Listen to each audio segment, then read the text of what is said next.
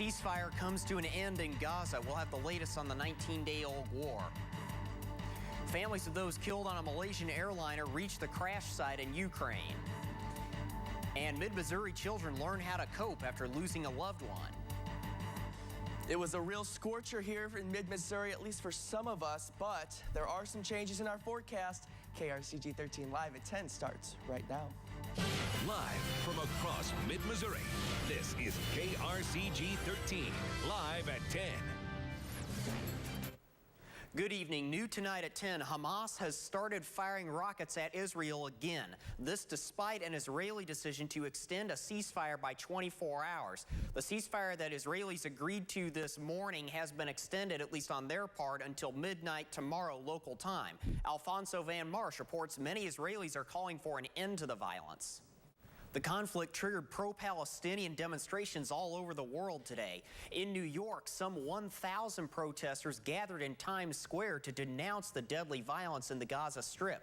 The group later marched to the Israeli consulate chanting "Free Palestine." Many of the demonstrators identified themselves as Palestinian Americans and American Muslims with family and friends living in Gaza. Elsewhere on this planet, thousands of pro-Palestinian protesters rallied in Paris and London. More than 1,000 protesters turned out in Paris, even though France's top administrative body and a court had upheld a ban on the protest. Two banned pro-Gaza protests last week degenerated into violence and attacks on synagogues, but an authorized demonstration on Wednesday was peaceful. Meanwhile, in London, thousands turned out at the city's central Trafalgar Square. Give you all the details in just a few minutes. Thanks, Dan. Children from all across mid-Missouri spent their day at a camp to help them deal with the loss of a loved one. Children attending Camp Magic paired up with buddies and worked with them one-on-one.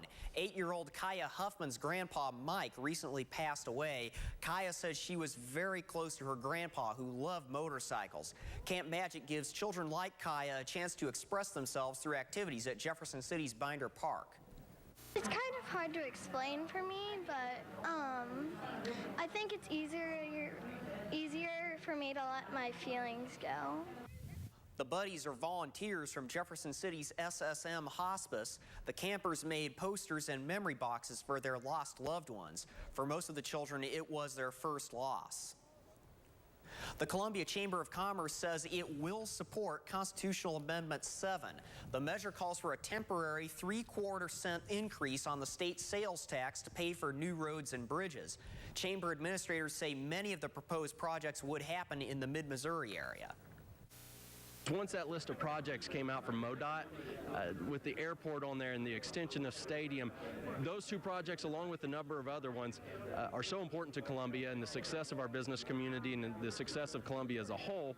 And that's the main reason whenever they were taking a look at it to endorse Amendment 7. Opponents said if the tax is passed, the amendment would shift the tax burden on the people who may not use it. Amendment 7 will appear on the August 5th ballot. It's one of several issues facing Missouri voters this election. What ballot issue do you feel most strongly about? Tell us on our Facebook page. Mid-America Harley-Davidson hosted more than $1 million worth of motorcycles this afternoon. The event raised money for the Heart of Missouri Hog Chapter. The motorcycle enthusiasts support several charities. Thousands of people checked out the latest models of motorcycles, ate some barbecue, and enjoyed live music. We got a bike show going on, bikini bike wash. It's just a good time to get a lot of people out here in the community and have a good reason to have some fun. Mid-America Harley-Davidson helps support various charities through fundraisers throughout the year. The U.S. Department of Agriculture has issued a public health alert because a Kansas City company refused to recall uninspected chicken products. The USDA's Food Safety Inspection Service issued the alert after Kansas City-based VU Foods wouldn't recall breaded chicken products after it was determined they had not been inspected. The USDA says the products bear the establishment number P-45038 inside the USDA mark of inspection or on the label. They were also labeled for use in restaurants only. The state of Missouri discovered the problem earlier this month. The USDA says it has not received any reports of illness. President Barack Obama is scheduled to visit Kansas City this week, where he's expected to speak about the economy. The White House announced today the president will arrive in Kansas City on Tuesday evening and deliver remarks on Wednesday morning at the Uptown Theater. The White House says the free event at the Uptown Theater is open to the public, but tickets are required. The last time Obama visited the Kansas City area was in September when he spoke at the Ford plant in Clay Como. More remains of the victims aboard Malaysia Airlines Flight 17 arrived in the Netherlands today. The parents of one of the passengers journeyed to the crash site in Ukraine.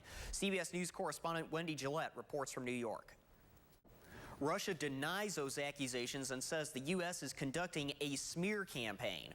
Russian officials also say more economic and travel sanctions imposed Friday by the European Union endanger the fight against international terrorism. That uptick in shelling in Ukraine sent residents packing today. Hundreds of cars jammed roads leading out of Donetsk. War-weary residents are trying to get out of the area that has seen sustained heavy fighting for weeks. Trains are no longer running in or out of that city, which is a stronghold for pro-Russian rebels. The United Nations says more than 141,000 Ukrainians have fled to Russia to escape the fighting in eastern Ukraine.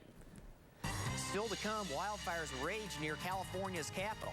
Plus, what would you do if you found this in your path? Be well below average temperatures and a ton of sunshine to end July. Can you believe that? We're ending July with temperatures in the upper 70s and lower 80s.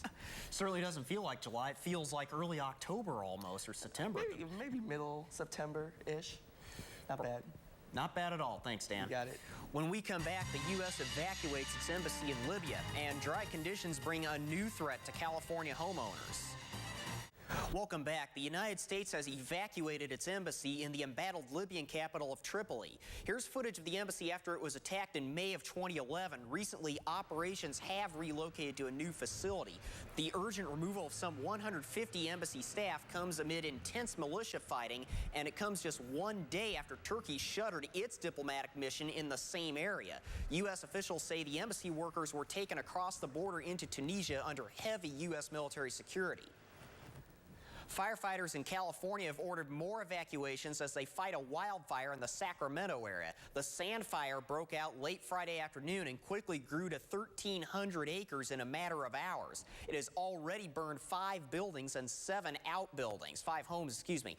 Firefighters currently have about 20% of it contained, but today's triple-digit temperatures mean conditions are ripe for it to spread much further. An additional 250 structures are threatened. Firefighters have evacuated some 750 people so far.